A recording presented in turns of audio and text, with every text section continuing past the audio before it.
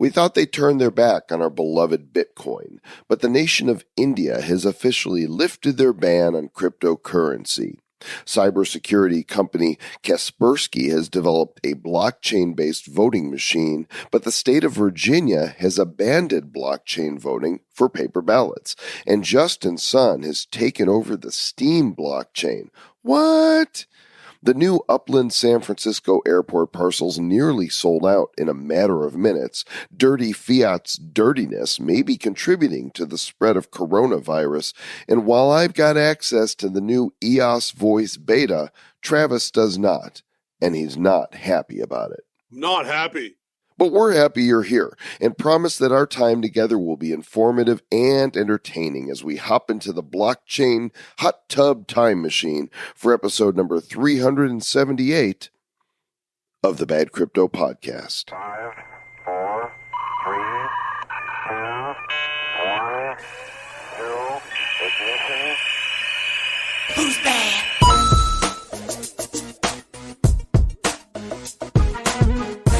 Welcome to the Bad Crypto Podcast, the show where it doesn't matter if you're stupid or not. We welcome everybody here.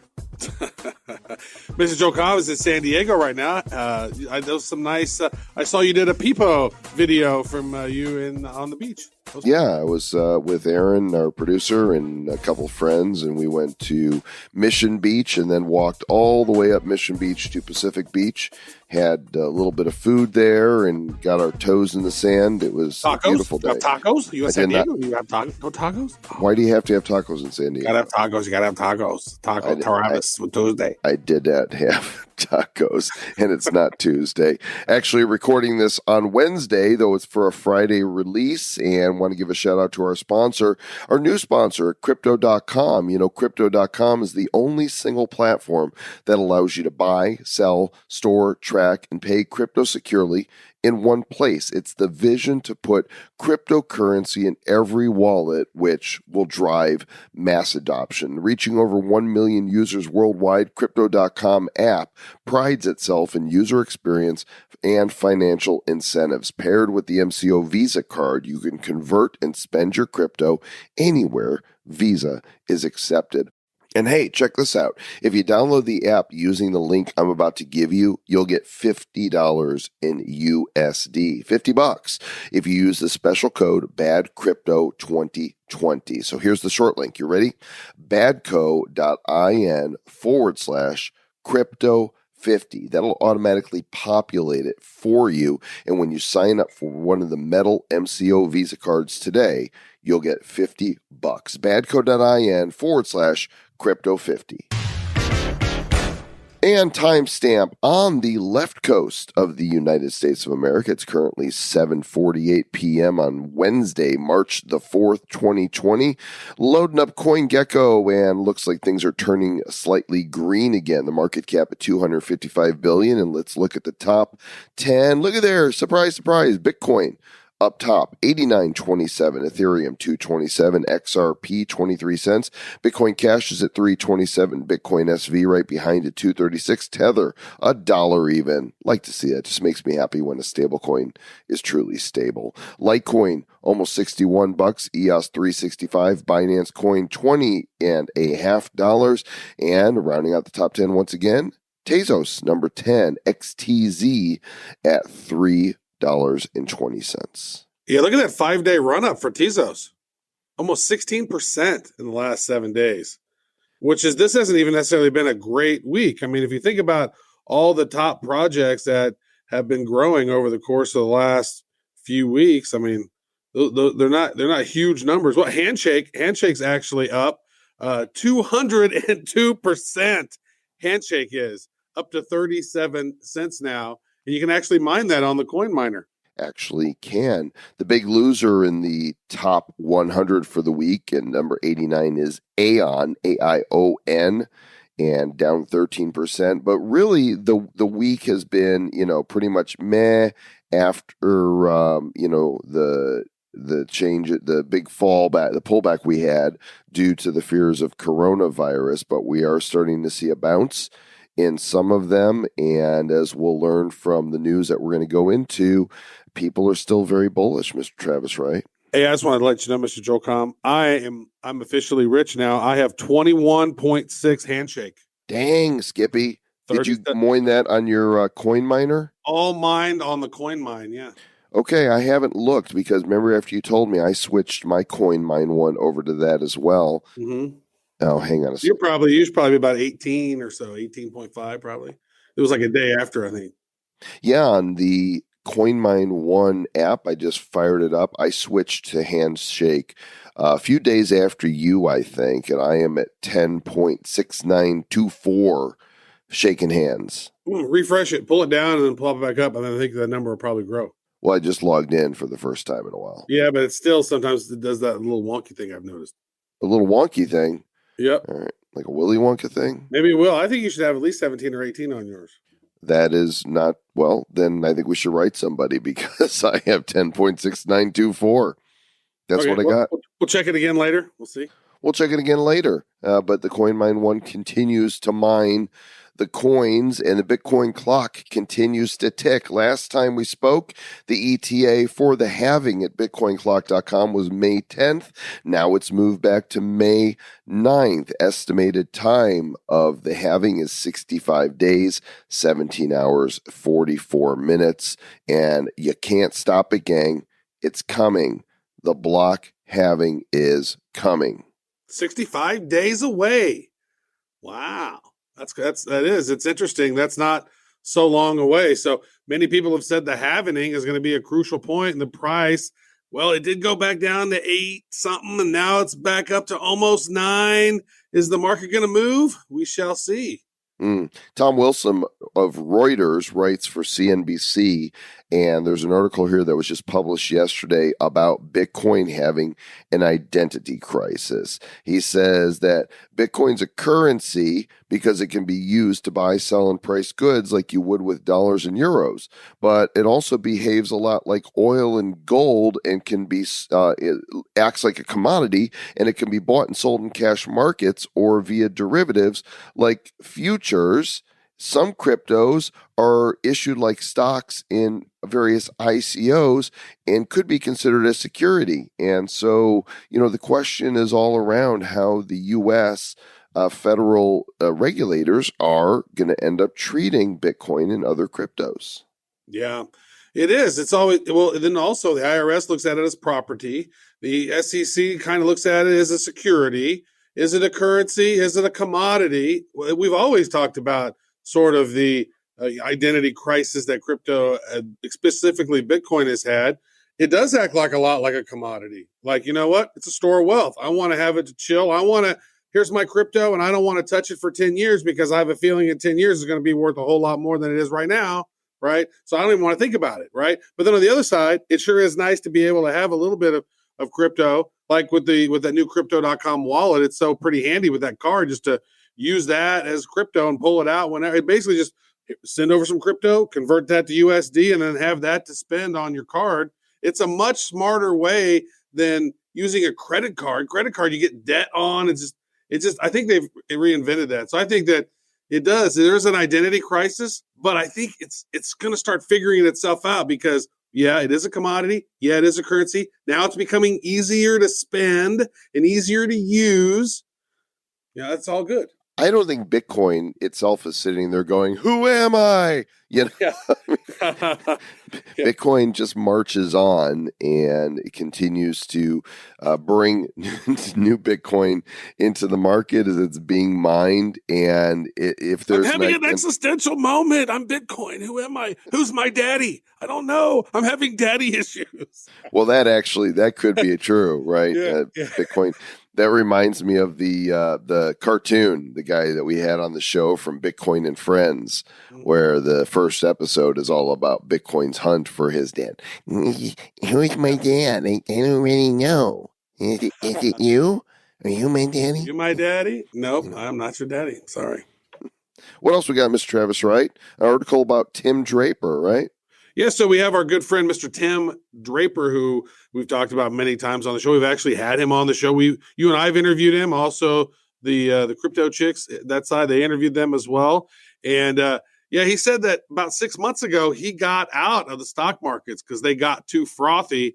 And he said he significantly increased his Bitcoin and crypto holdings over the last year. And depending on what he did, knowing that, Bitcoin was at 20, went down to 3,200 and had a nice little 3x over the course of last year, almost for the most part, Mr. Joel Comm, like at the end of the year, like $9,000. Boom, that's almost 3x. That was a heck of an investment if you got in Bitcoin this time last year. I wonder when he orders his coffee, he says, don't make it too frothy. If he gets a cappuccino or something. He's standing by. He probably says, put one of those Bitcoin logos, like draw a Bitcoin logo in the frothiness. So he says, quote, I think Bitcoin in 2022 or the beginning of 2023 will hit 250,000. And that's a big move from where it is here. I think the reason there is that Bitcoin will be the currency of choice. And he's never disclosed what percentage of his wealth is tied up in Bitcoin, but he did quantify it to some degree by saying it's a lot, unquote.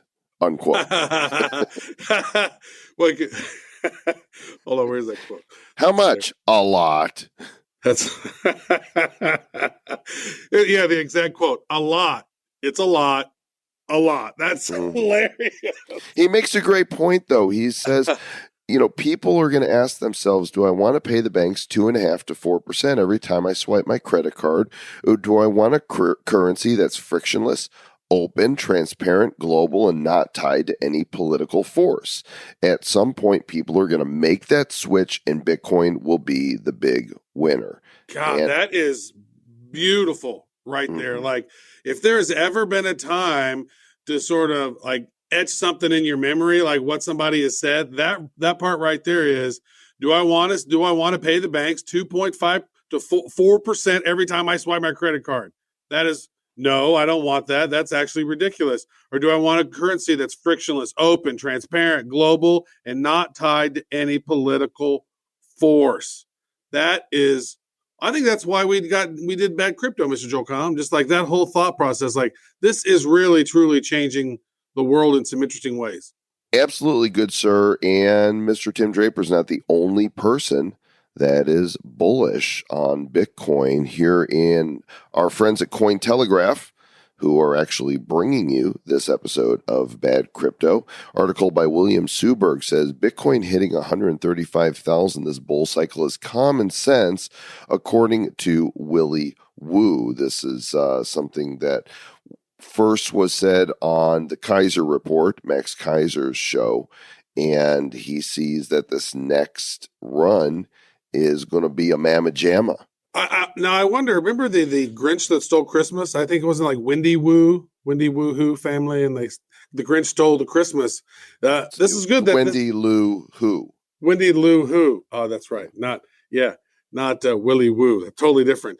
But Willie Woo did not steal Christmas. He would not be, he's trying to give us Christmas. He's like, boom. He's the anti-Grinch. He's coming down the chimbley and bringing, Bitcoin for all the good and the bad little girls and boys. Bitcoin for you. Bitcoin for you. Oh my goodness.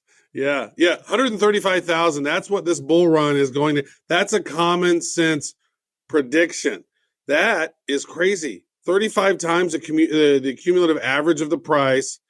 That's what's picked up every single top of the 10-year history of Bitcoin. But it's only that one big thing's only happened like one time. You've had some, I don't know, people get a little crazy and they get talked about in the news. You know what I mean? Like, you and I need to make some outrageous claim and then like get on CNBC because we said, is Mr. Joel Comm, a Bad Crypto podcast, says Bitcoin's going to hit $237,000 by April. Here's the thing to me. We're looking at it right now. In fact, I'm looking at Cointelegraph at the live chart for Bitcoin, 8870, 74, and thinking the way these guys are talking, 150,000 would be more than a 15x from where it is right now.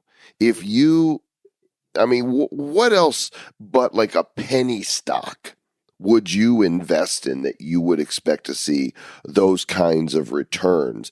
And with a penny stock, it's not even necessarily legit. It runs on the hype. They're predicting that Bitcoin is going to run based on the fundamentals of the currency.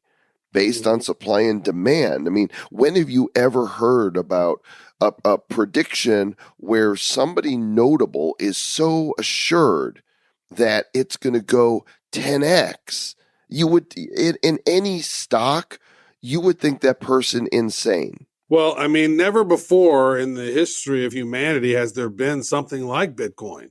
I mean, it actually changes the game. Like, currency the power of currency shifted when when Satoshi Nakamoto came up with his little invention, or her invention. It said, "Here, world, check it out. Now we have this currency that's not backed by political power, and it's open, and you can see it, and you can't scam it." And it's like, wow, here we are 10 years later. And speaking of which, this goes to show as well, the whales are accumulating Bitcoin. The ones who accumulated it last year, they're holding it now. So it's like all those lower prices that happened last year and all those they're holding them. There's not a lot of those big ones that are moving right now. So it looks as if that those whales are saying, I don't know if they're holding. They might be knowing something we don't know. Mwah. That's what they're saying. For a moment there, I thought you were going to slip into a tongue twister and say Natoshi Sakamoto. Was that for a moment there? Or was it going to be maybe, the real Satoshi Nakamoto is somebody out there named Notoshi Sakamoto. No, and all they like did. Natalie or something. Or Bob. Natalia. Bob Smith. This guy out there named Bob Smith. He's like, oh, I came up with this brilliant idea. Well, we got to call it something else then. You can't be Bob Smith. No. Come on. I'm Bob Smith. You know how many Bob Smiths there are, Bob Smith? Yeah. That's if we put your name on the white paper, they're not going to believe that's really your name. They'll say that was just a pseudonym. Bob Smith. Come on. Yeah, how about Satoshi Nakamoto? Sounds more badass. That is perfect. Sounds like you can do math and you're a ninja. So we got some news from the Facebook world. Apparently, they are rethinking their way that they're going to manage their digital currency. They're they're actually receiving resistance from regulators. And apparently, Libra is not exactly the same as it was initially set out to be. Right now, what they're looking at is a system within Libra that also includes digital versions of existing currencies like the dollar and the euro. And it was initially just going to be, its own token that would be a stable coin, but now they're looking at how do they integrate really dirty fiat in a digital form. Well, that's maybe even a first better baby step into this thing for them, right? Because you mentioned originally they were going to kind of do this their own thing, and which scared the powers that be, because here's this company that has 2.5 billion users when you consider WhatsApp and Instagram and Facebook, right? That's a lot. I mean, that's the largest country in the world if that was the case, right?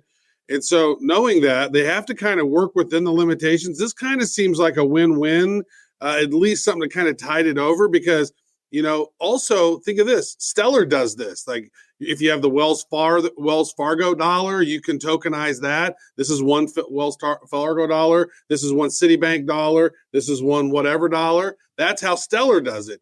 So in a sense, Facebook could kind of popularize what Stellar's doing in a way, by tokenizing the dollar, making it stable. This is 1-to-1 to a dollar. This is 1-to-1 to a euro. This is 1-to-1 to a Wells Fargo dollar. This is Citibank dollar. Who owns those, right? So who owns those assets?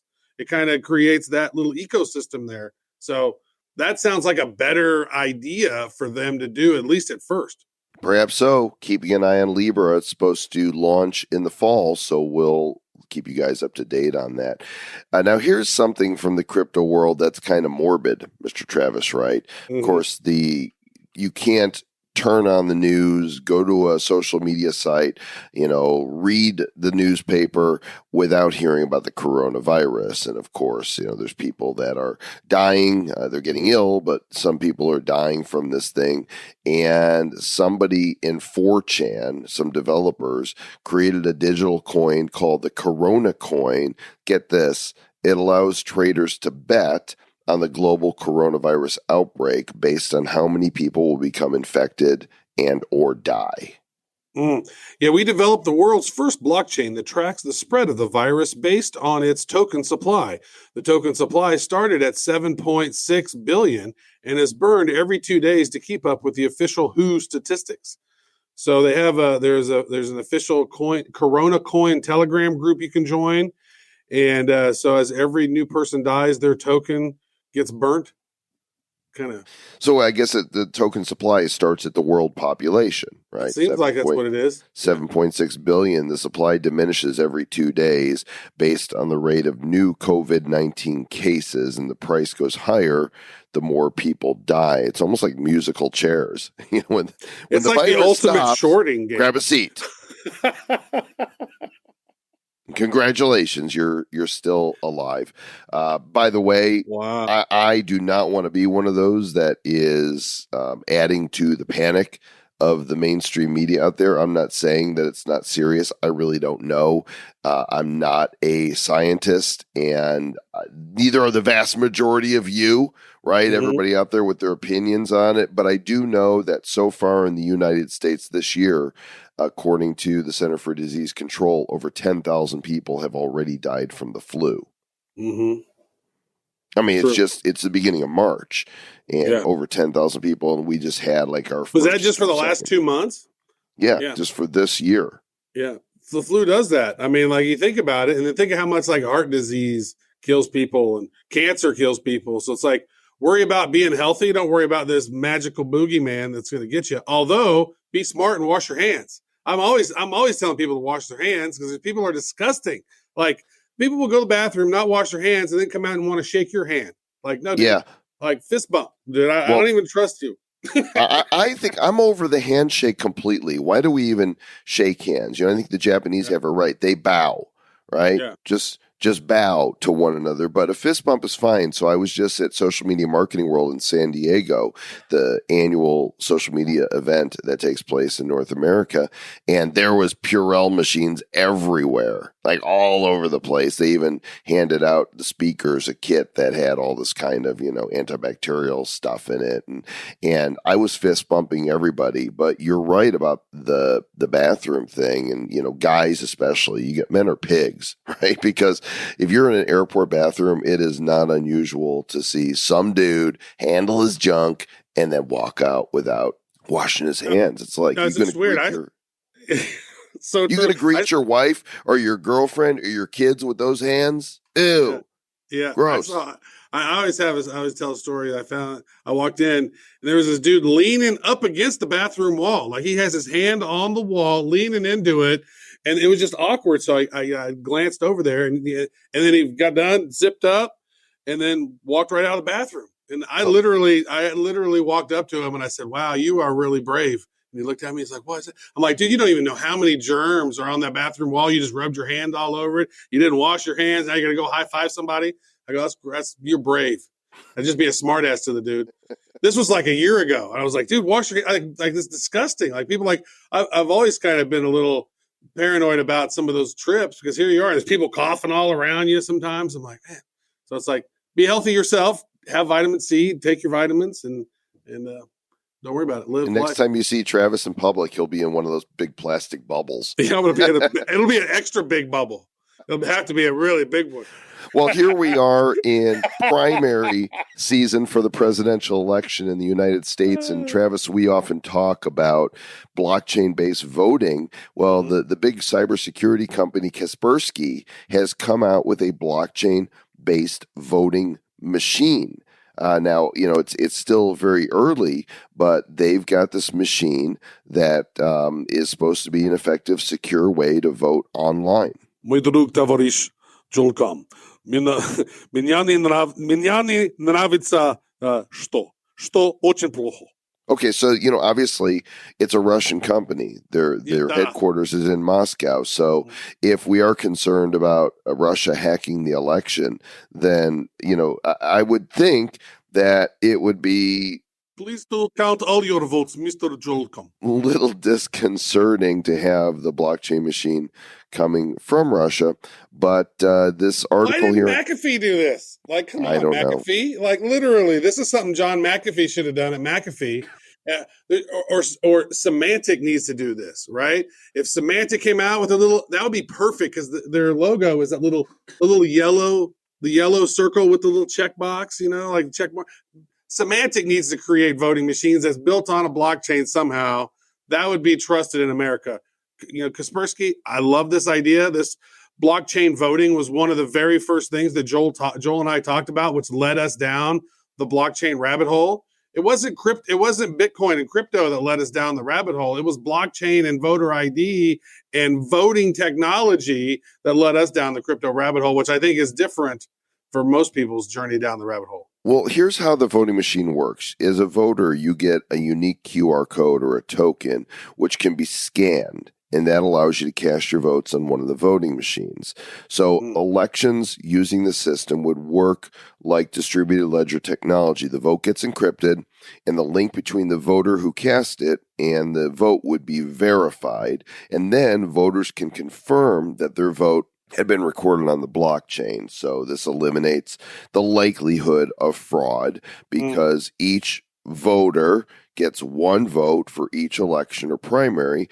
And the article says it would eliminate the need for many polling places in urban centers where internet connections are more reliable, further reducing costs.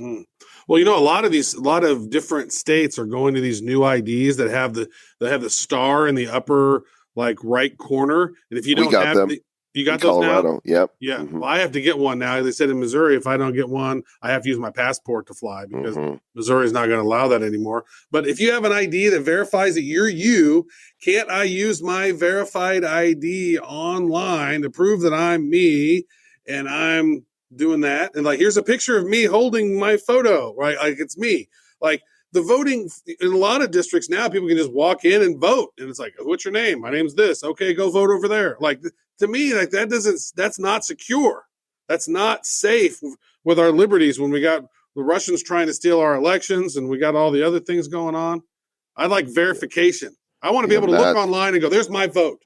I see. You're not trying to steal your vote, Mr. Travis. Right? There is nothing to see here. Please to pay no attention of men behind Iron Curtain.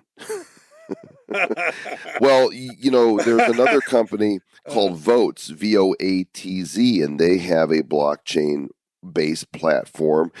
They were going to use it in West Virginia for residents with disabilities and citizens residing abroad to cast their votes in the state's primary election.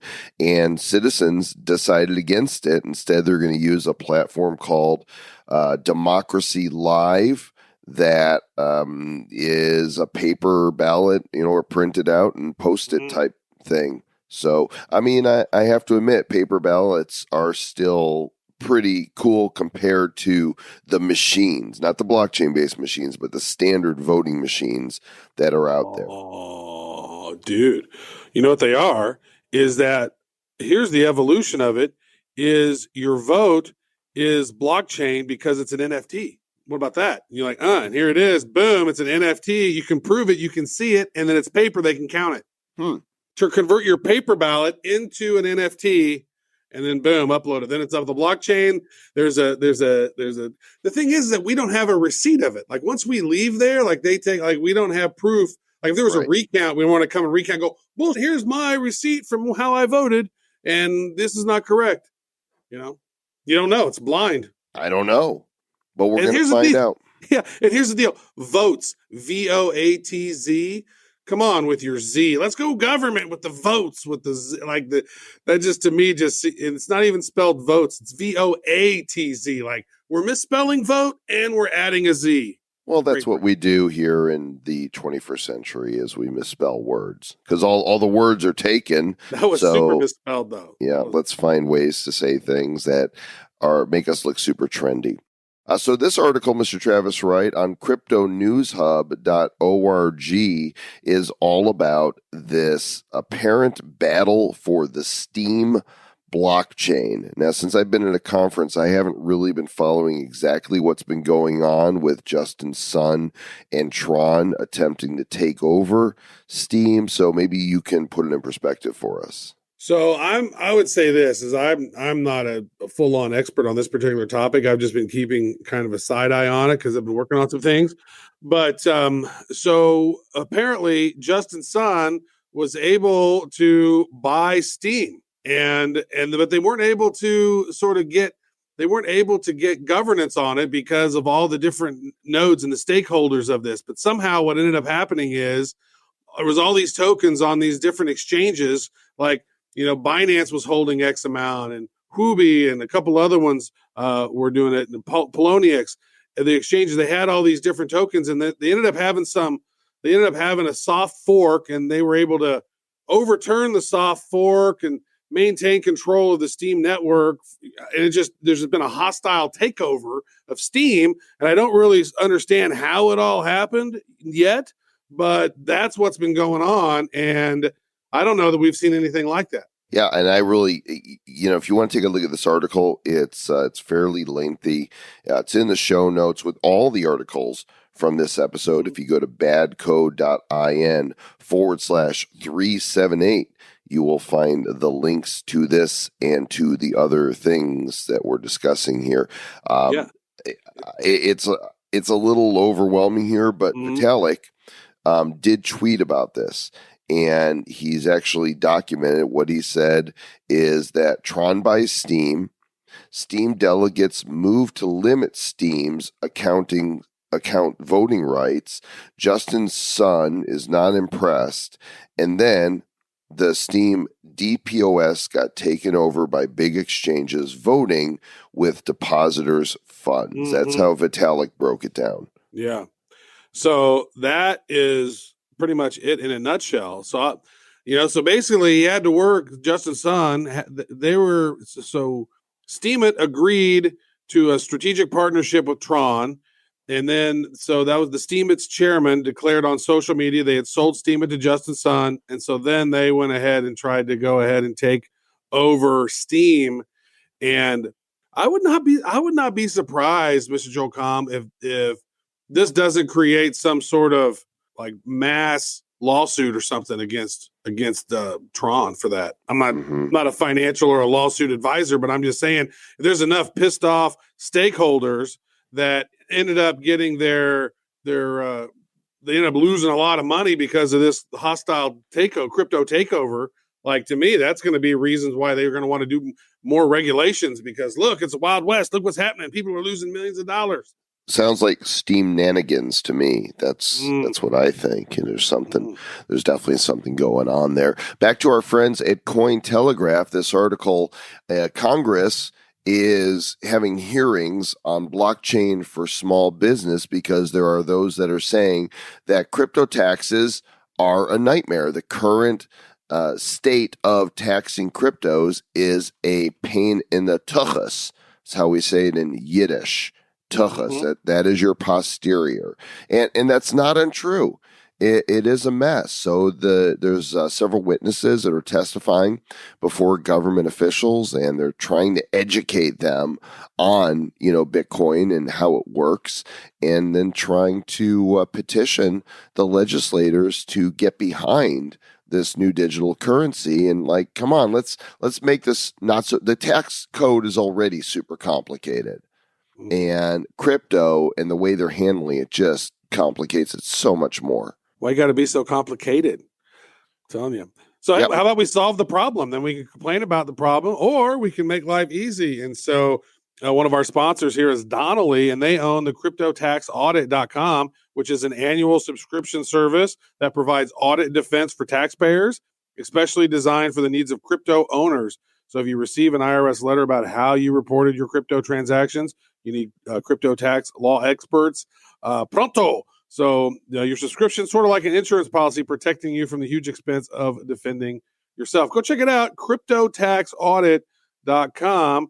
And they got some great information over there, and could be helpful. Absolutely. On the show, we often reference fiat currency as dirty fiat. right? It's just that they print more and more of it, and it's Mm-hmm. really not trustworthy. It's inflationary. The value keeps going down. Well, this article on the Telegraph out of the UK warns that dirty banknotes may be spreading the coronavirus, according to the World Health Organization. So it really is dirty fiat. Dude. While you were saying that, we were thinking about this. I mean, we were watching this information. We put in the news. We were sort of going over our news, and I was thinking about this, and I was like, why would we not want digital currency now more than ever when you have this sort of potential for pandemics? I think this is going to be one of the things that's going to be like, oh, hey, Congressperson, think about this. We're all passing these dollars all around. I would almost imagine that's how they're going to ban paper money, is they're going to scare us with the flu and germs all over the dollars, and then usher in their own USD token of some sort, the Fed coin or whatever, the World Bank token or whatever we're going to have to deal with. I wonder. Well, I mean, it makes a lot of sense.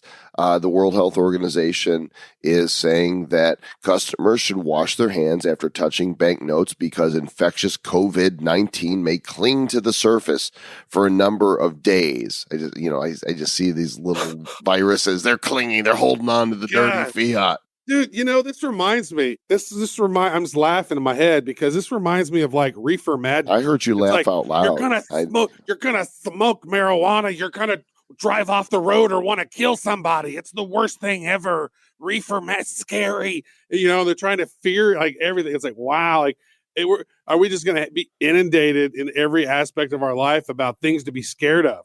I suppose so. Fear definitely drives people to take action. It is a great motivator. It's only great in that it works, not great in that it's awesome. Yeah, I think advertisers are running out of schemes. Yeah, got to come up with something new. Here's the big story for the week, Travis. And now our big story for the week. Bum, bum, bum, bum, bum, bum. And the music builds, and the headline is red. India lifts ban on cryptocurrency trading. This is on TechCrunch. The news is out there, gang. Their Supreme Court overturned the central bank's 2-year-old ban on crypto trading in the country in what many said was a historic verdict. So this is a big deal, Mr. Travis, right? Well, I think it is. So think about this. The Reserve Bank of India, they basically said, nope, no more crypto trading. No more of that. We're the central bank of India. We are saying no to you, no doing that. Well, I mean, think about it. There's so much tech talent, so much innovation and technology in India. Like, I think 3 of the top tech schools in the world are based in India. And, for them not to have access to do cryptocurrency or blockchain or any of that, that just seems like, man, like we need to get that market going. So I think this is really, really big news, Mr. Jocom. I'm pretty favorable for it, and so are the people in India. Nishal Shetty, the founder and chief executive of the Bitcoin exchange platform Wazir X, said it's a historic day for crypto in India. We can now innovate. The entire country can participate in the blockchain revolution. Oh, man, to have that kind of clarity in the United States would just be amazing. As it is, there's a lot of companies moving offshore. And of course, it is less expensive to find technical labor in India. And now I suspect that we're going to see U.S. companies moving to work with India on development of projects. Oh, man, there are just a few. I got some friends over there that own agencies that, my friend Mohit Mahatashwari is his name. Great dude. I've known this dude for, I think almost 15 years in the technology space. And it was funny. He came to I think he's like probably about 5'6" or so. And he's got these big old black Harry Carey glasses. Right.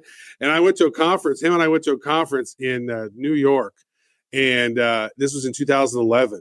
And it was hilarious. I was walking up to people and I'd be like, and I wouldn't know anybody in the having a conversation. Him and I would walk up there and I'd be like, hello, do you like spam? And then I would point at him and he would be all like, I could get you spam if you like. And the amount of conversations, the opening that just opened up Like, it was the most hilarious moments that I've ever had at a conference, just introducing and chatting with people, opening up with that line. And because there's a small Indian dude beside me who's just freaking brilliant. And it was just one of the most funniest things. He'll message me all the time. Hey, do you need any spam? Guess you had to be there.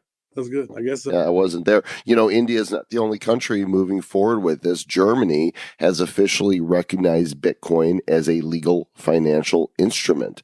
So I don't know if you could play it like a guitar or anything, but they say you can spend it. Mm-hmm. That's good. That is good stuff. Let me see here. Now, this right here, this piece is interesting to me, and I've not done research on the 5G router in your home, but a lot of the stuff that I've seen, like, you want to kind of keep 5G like not super close to you, but HTC has revealed this privacy-focused 5G router that can run a Bitcoin node. So that is interesting. Yeah, that seems really interesting to me.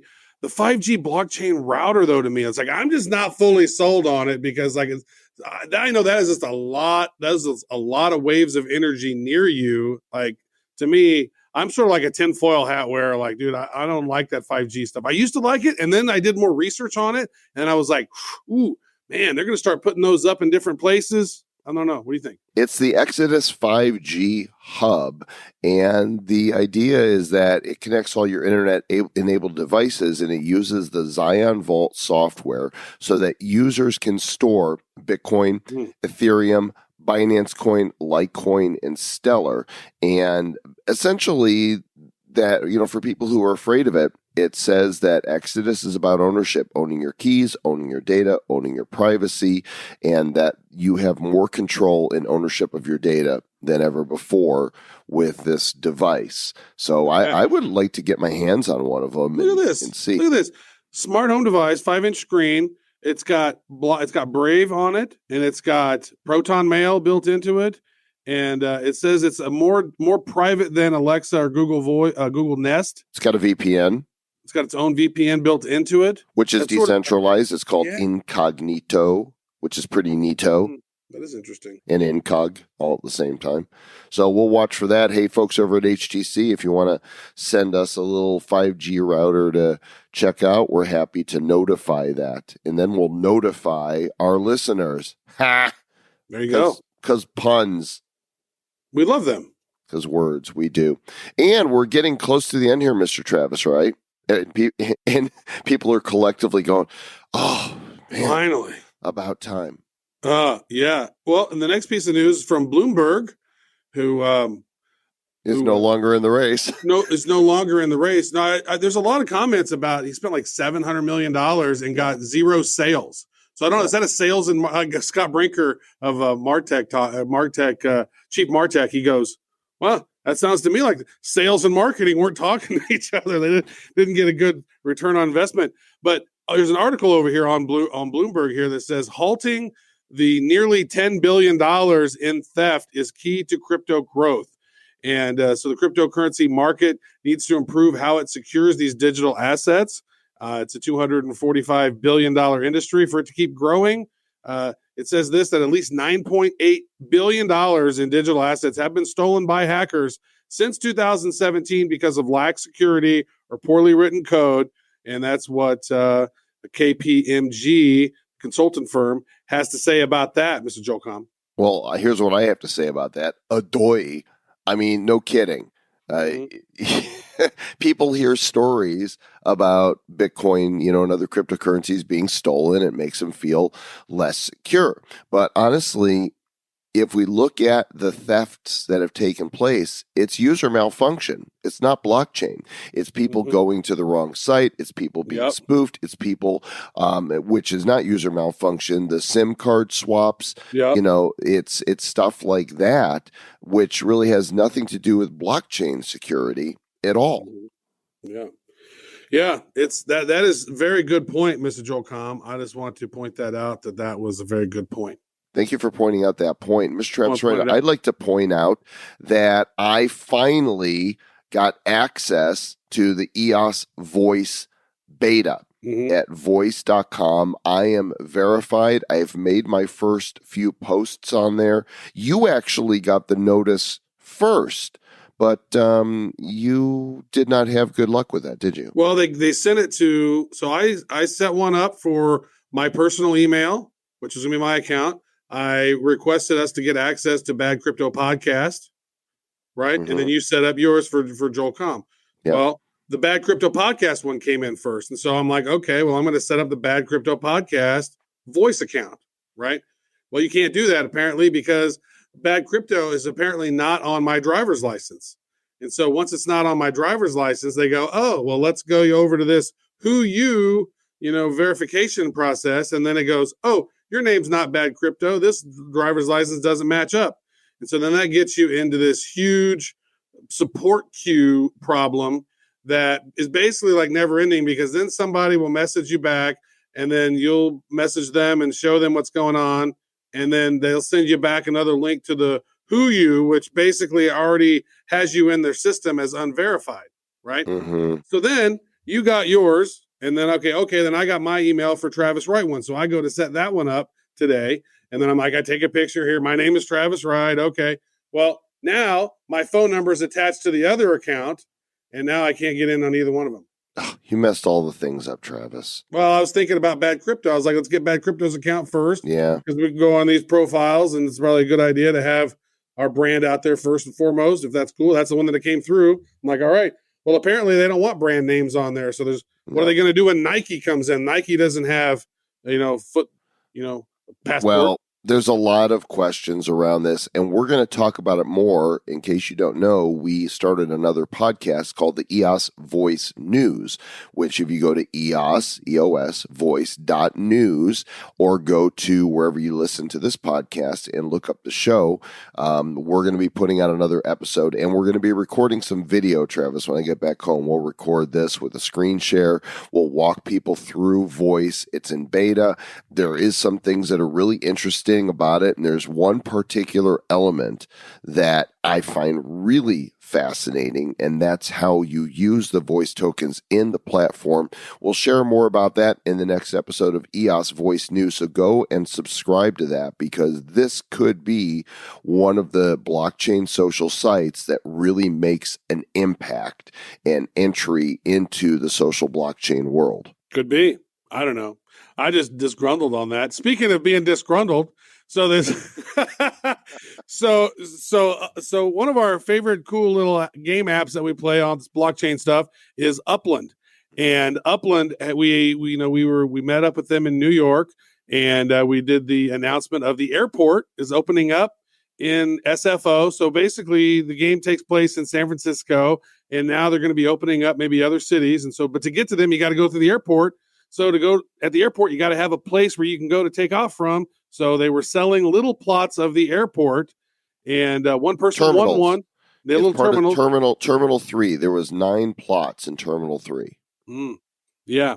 And so tell us about what happened there, Mr. Joel Com. Well, you did not get one, and that's why you're disgruntled, because you weren't fast enough. I, however, did get one, Mr. Travis Wright. Yeah. I did not go for... You strategized it. Yeah. I did strategize it. I moved my Block Explorer, which is a representation of my head for those who play Upland. Your Block Explorer is usually, like an icon, a car, an elephant, a camera. You get to choose from them. Mine is custom Joel's face, and Travis is custom Travis. And I moved my Block Explorer there, and the moment they flipped the switch and the parcels became available, I didn't go for the smallest one. I didn't go for the biggest one. I went for an in-between one. I figured that's going to be less popular. And I tapped it, showed available. I hit buy. Boom. Got it right away. And the rest of them went like, bing, bing, bing. They were gone. And so they will be opening up the other terminals here and offering these other parcels. And this week, Travis, maybe even by the time this episode goes live, but this week they're supposed to be releasing their Mojito update, which is going to bring treasure hunts to Upland so that you can move around the world and I guess find UPICs or I don't know if they're going to be badges or what. I'll have to wait and see what it looks like. But if you guys haven't tried it yet, upland.me is the website. And they did set up a special link if you go to badco.in/upland on your mobile device in a web browser, not in an app.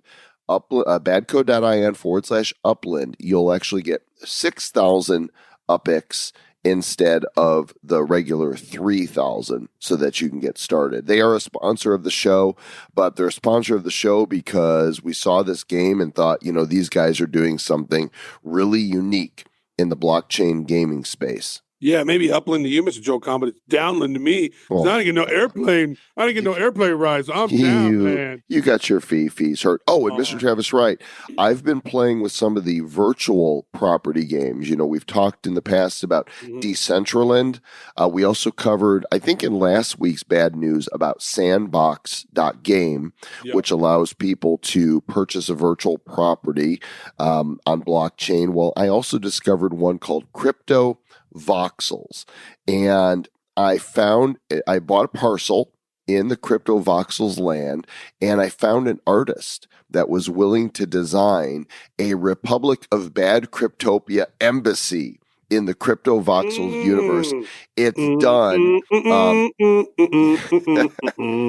You haven't seen the finished version yet unless you've gone back. I showed you what we had so far, but I'm going to make a video, and I think next week on one of our episodes, I'll formally announce where you can find us in Crypto Voxels and hang out at our virtual Bad Cryptopia. And I want to have one of those in each of these games.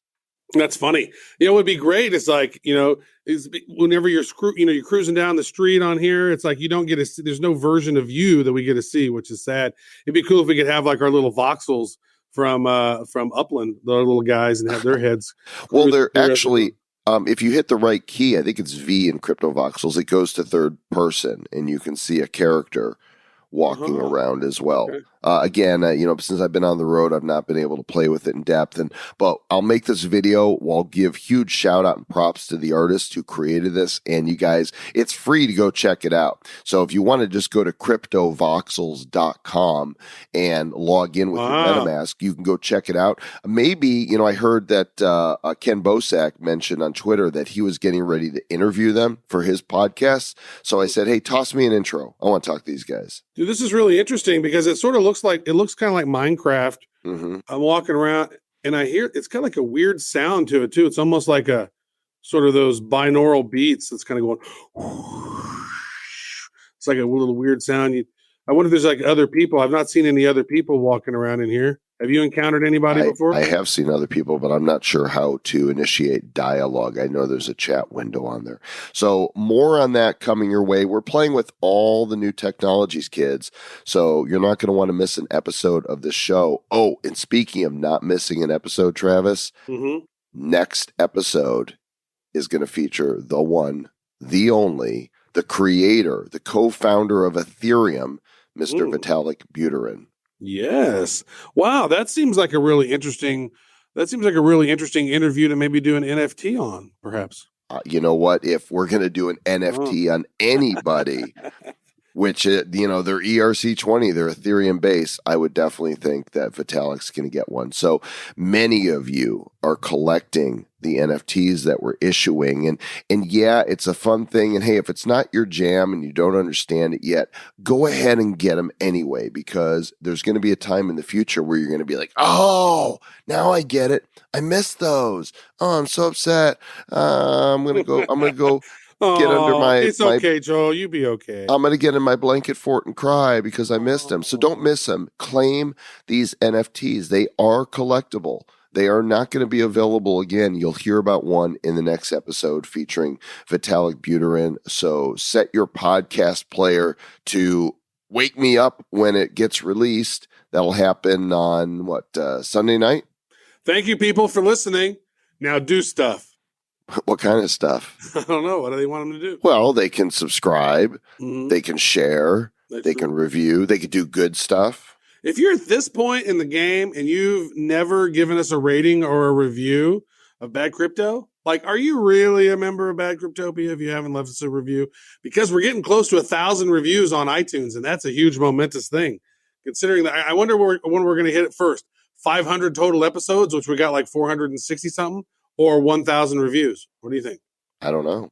How many reviews are we? How many reviews? Can wager some Bitcoin on it, but we appreciate you all. Thanks for listening. Please do share, subscribe, review, and of course, stay back.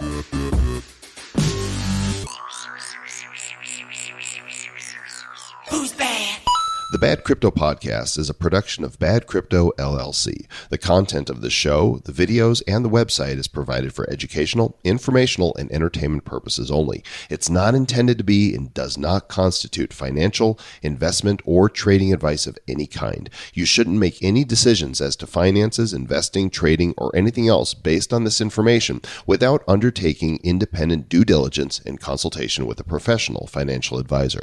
Please understand that the trading of Bitcoins and alternative cryptocurrencies have potential risks involved. Anyone wishing to invest in any of the currencies or tokens mentioned on this podcast should first seek their own independent professional financial advisor.